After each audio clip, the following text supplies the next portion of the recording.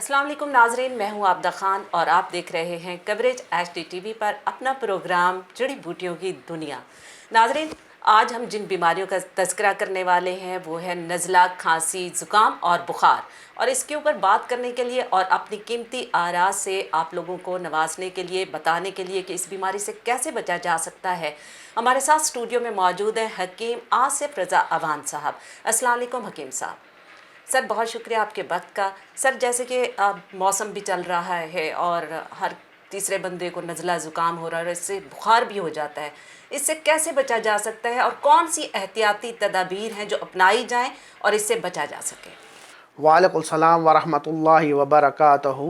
علی من الطیبہ الہدی، اللہم صلی وسلم علی سید الانبیاء والمرسلین نبینا محمد و حبیبنا وعلی آل البیت الطاہرین نبینا وعلی اصحاب الاخیار نبینا صلی اللہ علیہ وآلہ وسلم۔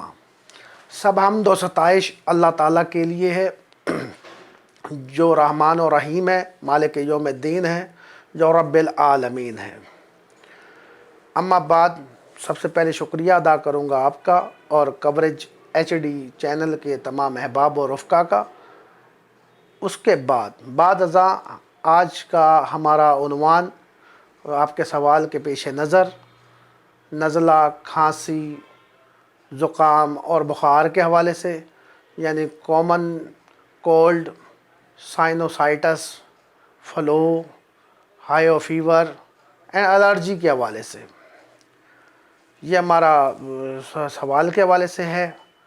اس حوالے سے، اس عنوان کے حوالے سے سب سے پہلے میں اپنے ناظرین اور سامعین کے لیے جناب رسالت مآب صلی اللہ علیہ وآلہ وسلم کا بطور جلائے ایمانی اور ضیافت طبع کے پیش نظر سند معتبر کے ساتھ اور سکہ ترین روایات میں سے ایک روایت جو کہ بطور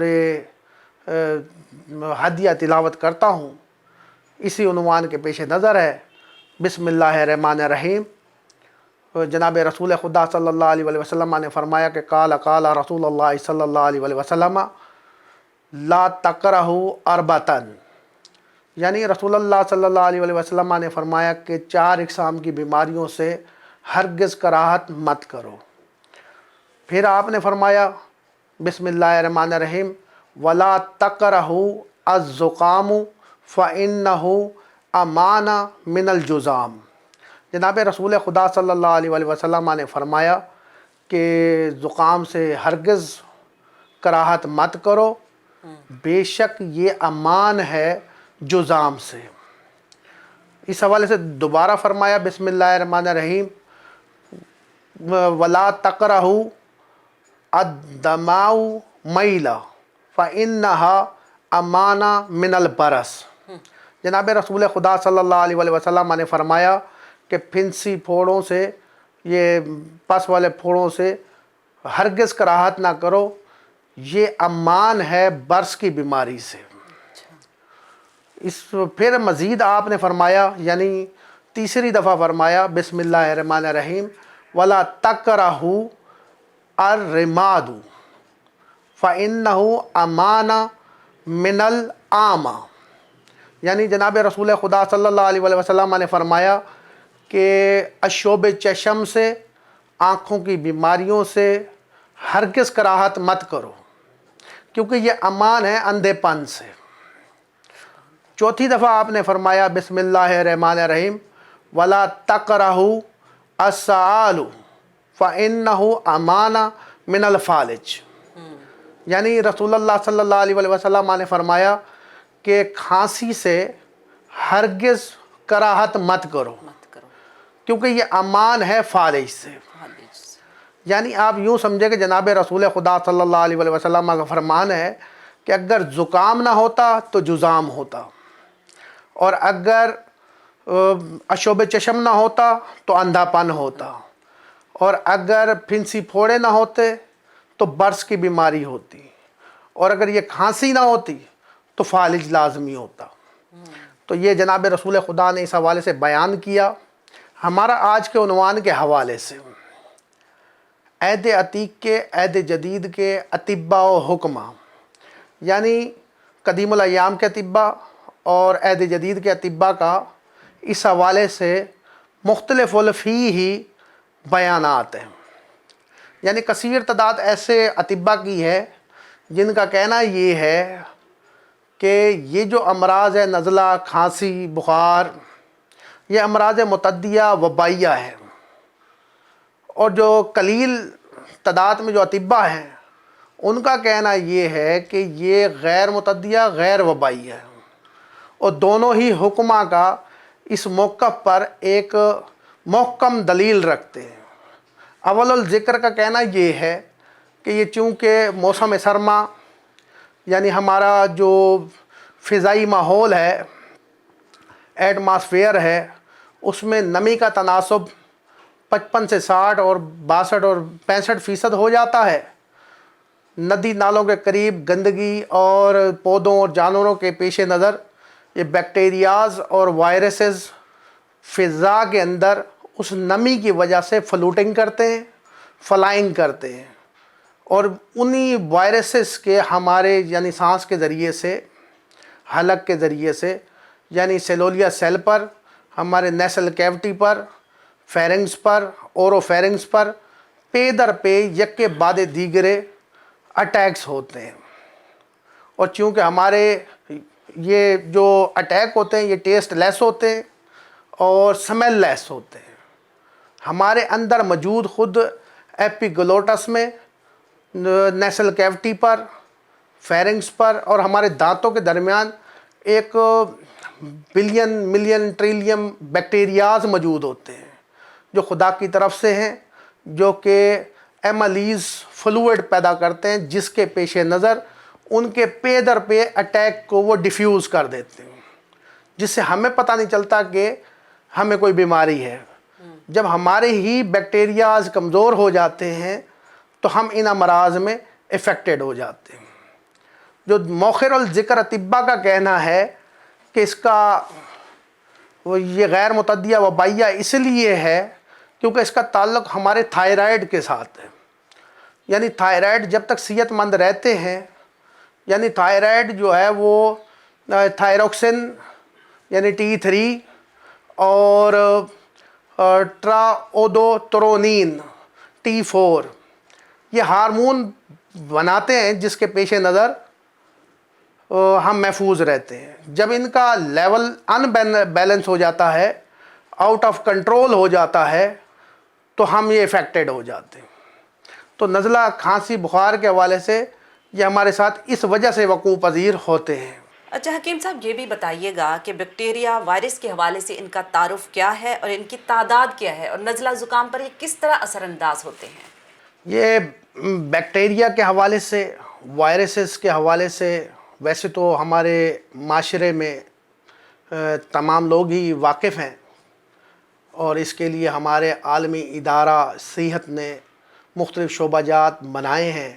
جیسے مثال ہے کہ طبیات، ریاضی، کیمیاء، نباتاتیات، حیوانیات اور عضویات اور وغیرہ وغیرہ شعبہ جات بنے ہوئے ہیں. بیکٹیریا کے حوالے سے میں یہ کہوں گا کہ اس کو 18ویں صدی میں ایک رابرٹ کوچ نامی سائنٹسٹ تھا جس نے اس کو دریافت کیا تھا. ویسے تو مختلف بیانات ہیں، لیکن جو باوثوق بیان ہے وہ رابرٹ کوچ ہی ہے جس نے اس کو دریافت کیا تھا. یہ ایک یونانی سائنٹسٹ ہے، اور یونانی اصطلاح میں بیکٹیریا کے یعنی اصطلاح یونان میں بیکٹیریا بمعنی عملہ، عملے یعنی بٹالین، فوج، یعنی اس نے ایک بیکٹیریا کو ایک فوج کی مانند کہا ہے. اب بیکٹیریا کے حوالے سے اگر ان کی مطلب فیملی کیٹیگری کے حوالے سے ہم بات کریں تو عالمی ادارے نے ابھی تک کوئی درجہ بندی نہیں کی ہے، اور نہ ہی اس کے کسی تعداد کا تعین کیا ہے. یعنی یہ لامتناہی ہے، اور کتنے ہیں اس کی ابھی تعداد معلوم نہیں ہوئی، نہ ہی فیملی کی اس کی کیٹیگری ہم کو معلوم ہے. اس حوالے سے میں یہ جناب رسول خدا صلی اللہ علیہ وسلم کا بیان جو کہ سند معتبر کے ساتھ ہے، سکہ ترین روایات میں سے ہے۔ یہ ابراہیم ابن یحییٰ سے یہ روایت ہے، اس نے حضرت صلوات اللہ علیہم کے حوالے سے یہ شکایت کی تھی کہ یا رسول اللہ یہ زکام کے حوالے سے ہم پریشان ہیں، یعنی شقوق علیہ الزکام۔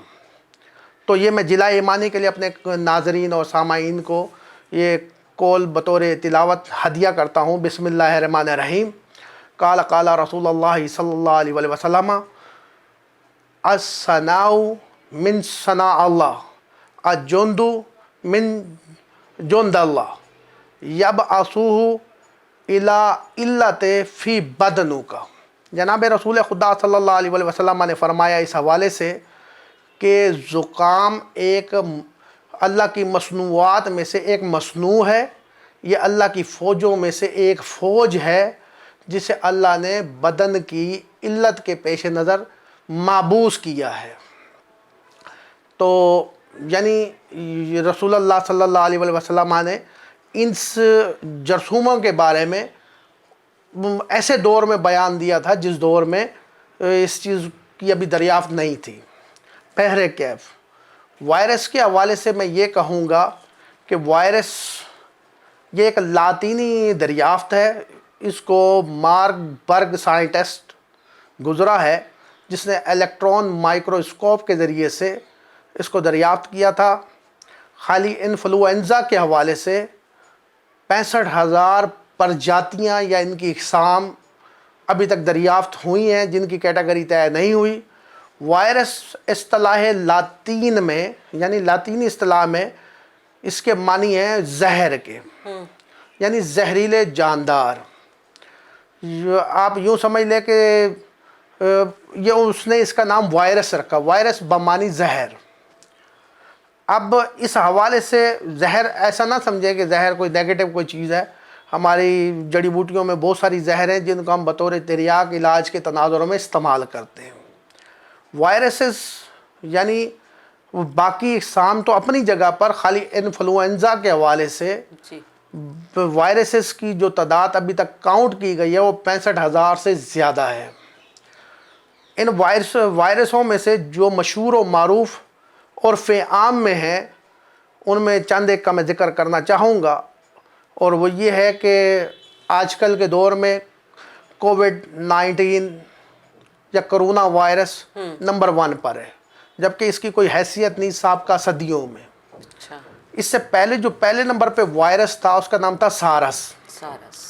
یہ سارس انتہائی ڈینجرس تھا، یہ ہمارے سانس یعنی دم گھوڑ دیتا ہے۔ دوسرے نمبر پہ جو وائرس تھا اس کا نام تھا زیکا وائرس۔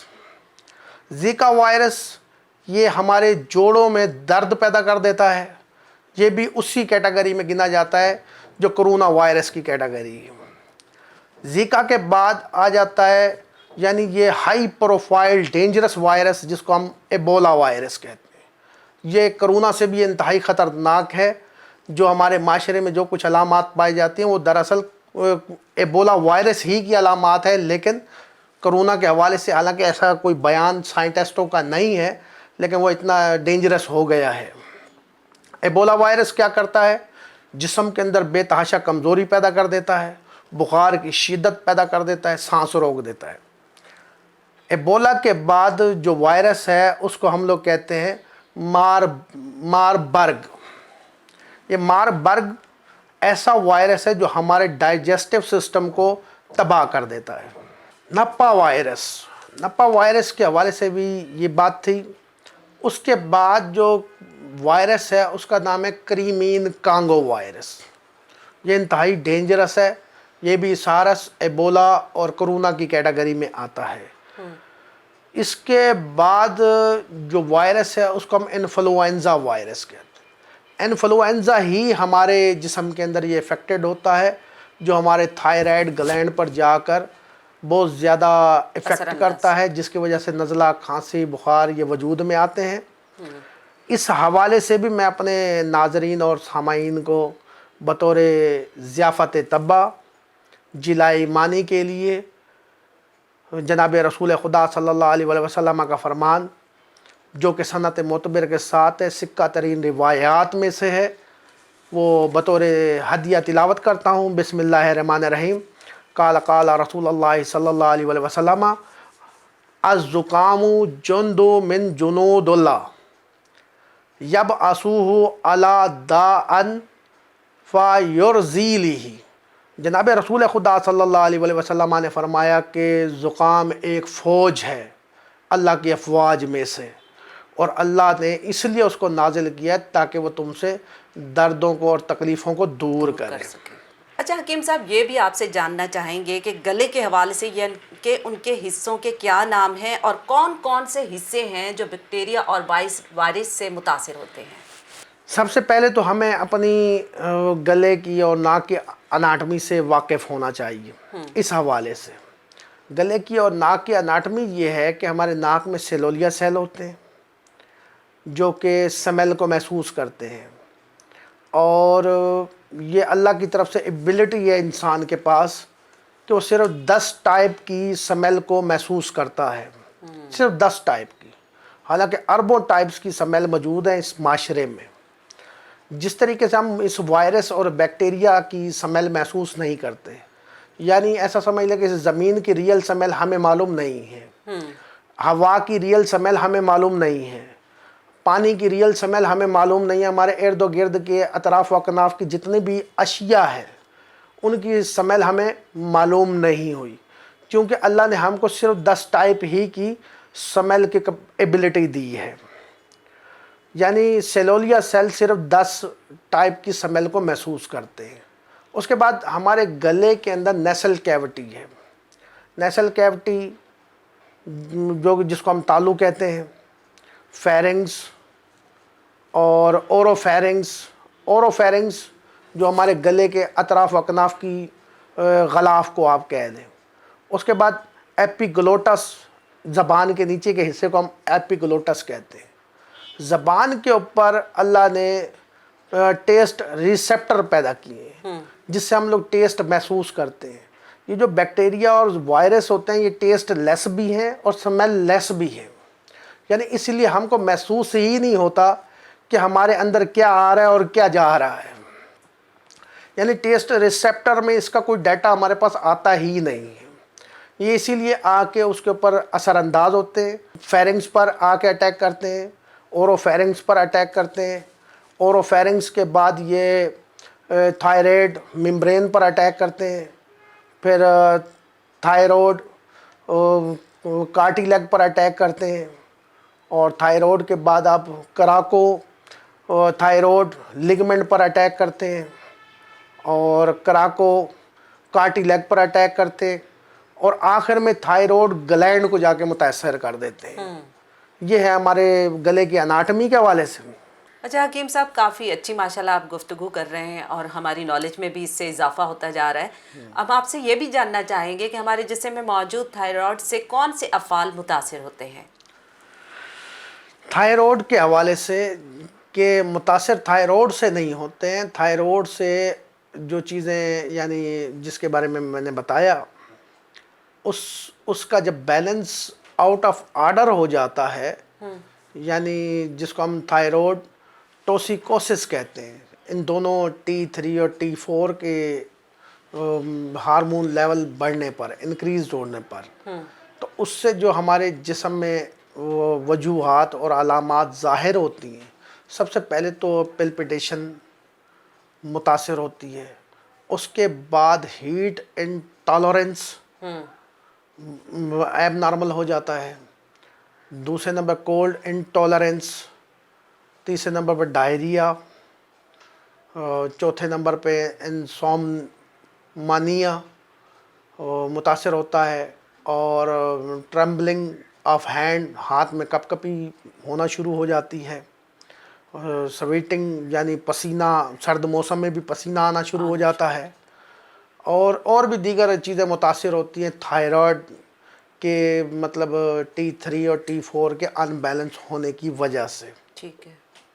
اچھا حکیم صاحب، یہ بھی بتائیے گا کہ ہمارے جسم میں موجود تھائرائڈ سے کون کون سے افعال متاثر ہوتے ہیں؟ تھائرائڈ کے حوالے سے سب سے پہلے تو ہمیں اس کے بارے میں سمجھنے کی ضرورت ہے۔ جی۔ تھائرائڈ یہ ہے کہ thyroid is a butterfly shaped gland. Thyroid gland production of the thyroxine. Thyroxine T3 3 iodine and triiodothyronine T4 hormone ہے, یعنی 4 iodine. اب thyroxine T3 and triiodothyronine T4 is metabolic hormones. یہ ایسا یعنی یہ میٹابولک ہارمونز ہیں, اس کے ذریعے سے control almost all organ part of body. یعنی یہ جو ہارمون ہے یہ میٹابولک ہارمون ہے اور یہ ہماری پوری ٹوٹل باڈی کو کنٹرول کرتے ہیں, یعنی ہر چیز کو یہ کنٹرول کرتے ہیں. اگر ان کا نارمل لیول رہے تو جب ان کا یعنی تھائروکسن اور ٹراودوترونین کا جب لیول انکریز ہو جاتا ہے, جس کو ہم لوگ کہتے ہیں انکریزڈ لیول, یعنی T3 اور T4 in body is called as, ایک تیسری چیز پیدا ہوتی ہے جس کو ہم لوگ کہتے ہیں تھائرائڈ ٹاکسیکوسس. تھائرائڈ ٹاکسیکوسس کے حوالے سے میں یہ کہوں گا یعنی ان کے ہارمونز کا لیول جب ابو ہو جاتا ہے یعنی آؤٹ آف آرڈر ہو جاتا ہے تو یہ تیسری چیز پیدا ہوتی ہے جس کو ہم لوگ کہتے ہیں تھائرائڈ ٹوسیکوسس. تو تھائرائڈ ٹوسیکوسس کے حوالے سے میں یہ کہوں گا کہ if thyroid toxicosis due to increased activity of thyroid gland, it's called hyperthyroidism.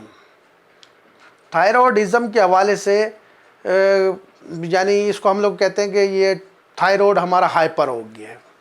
یہ میں نے آپ کو یہ بیان کیا اور یہ ہے اس کی وجوہات. تھائرائڈ کے متاثر ہونے کی کیا وجوہات ہوتی ہیں؟ تھائرائڈ کے متاثر ہونے کی پہلی وجہ تو میں نے آپ کو بیان کی کہ وہ بیکٹیریاز اور وائرسز کے پیش نظر یہ افیکٹڈ کرتے ہیں اور جا کے تھائرائڈ کے بیلنس کو آؤٹ آف آرڈر کر دیتے ہیں. تو اس کے کازز کے حوالے سے جو ہماری طبی دنیا ہے انہوں نے جو اس کے بارے میں کاز لکھے ہیں وہ تو بہت سارے کازز ہیں یعنی وجوہ ہیں, لیکن یہاں میں مختصر کاز بیان کروں گا. Number 1, most often the entire gland is over producing thyroid hormones. یہ پہلا اس کا کاز ہے. دوسرا کاز یہ ہے کہ لیس کمونلی a single nodule is responsible for the exercise hormone secretion. یہ اس کی ڈیفینیشن ہے, یعنی جب فلوئڈ انکریز ہو جاتا ہے تو ہماری سب سے پہلے جو متاثر ہونے والی چیزیں ہیں جس میں پیلپٹیشن آؤٹ آف کنٹرول ہو جاتا ہے, heat intolerance out of control ہو جاتا ہے, cold intolerance out of control ہو جاتا ہے, ڈائریا ہو سکتا ہے, اور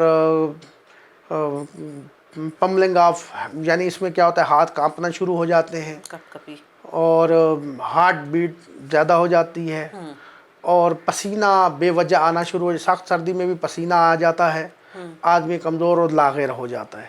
جب ہم نے یہ سارا کچھ سمجھ لیا تھائرائڈ کے حوالے سے بھی اور فلوئنزا کے حوالے سے بھی اور سیزنل فلوئنزا کے حوالے سے بھی اور کامن کولڈ کے حوالے سے بھی اور سائنوسائٹس کے حوالے سے بھی, جب ہم نے یہ ساری چیزیں سمجھ لی اور وائرسز کے حوالے سے بھی, بیکٹیریا کے حوالے سے بھی, اور بھی ہمارے جسم میں موجود فنکشنز کے حوالے سے بھی کہ کس طریقے بیلنس کیا ہے اس خدائے مہربان نے, اس چیزوں کو سمجھنے کے بعد بھی اگر انسان اللہ کے لیے ناشکری کرے تو پھر اللہ تبارک و تعالیٰ کا فرمان ہے جو کہ رسول خدا صلی اللہ علیہ وسلم نے فرمایا ہے, بسم اللہ الرحمن الرحیم, والعصر ان الانسان لفی خسر, کہ قسم ہے عصر کی انسان خسارے میں ہے.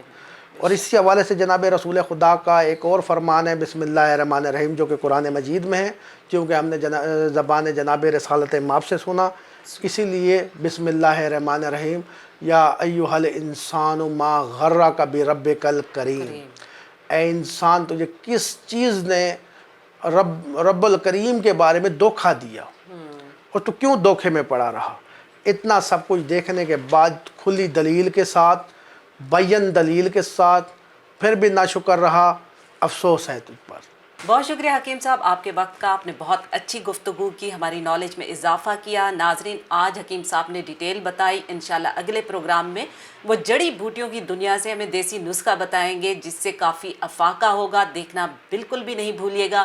ہمارے چینل کو لائک اور سبسکرائب ضرور کیجیے گا۔ اگر آپ کو بھی کوئی بیماری ہے اور آپ ٹھیک نہیں ہو رہے، ڈاکٹرز کے چکر لگا لگا کے آپ لوگ تھک چکے ہیں، تو وہ اپنی بیماری کا ذکر آپ جو ہے نا کامنٹ میں کر سکتے ہیں تاکہ ہم اس کے اوپر ڈاکٹر حکیم صاحب سے مشورہ لے سکیں اور یہ بتا سکیں کہ اس بیماری کا علاج کیا ہے۔ ہمارے پروگرام کا وقت ختم ہو چکا ہے، ہمیں اجازت دیجیے، اللہ حافظ۔